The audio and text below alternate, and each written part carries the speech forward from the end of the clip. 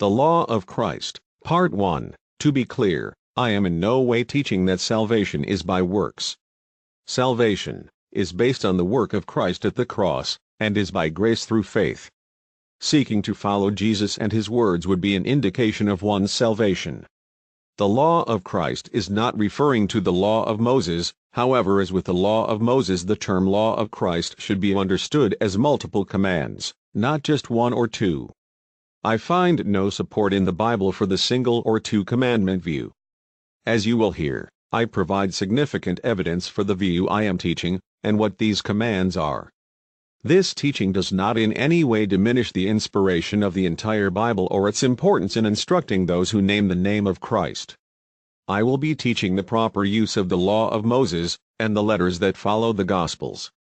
Additionally, my hope for listeners is a better understanding in how to study and understand the Bible correctly. Or, as the Apostle Paul said in 2 Timothy chapter 2, "Study to show thyself approved unto God, a workman that needs not to be ashamed, rightly dividing the word of truth." It is very important to not misunderstand Jesus, and then, in his name, do something he is not telling us to do. When Jesus spoke, he sometimes used different figures of speech, such as hyperboles, parables, and metaphors.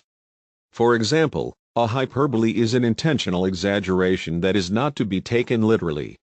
In part 2 of this lesson you will hear an example of rightly dividing the word of truth, and also the many times when the Bible itself tells us what I believe the law of Christ really is.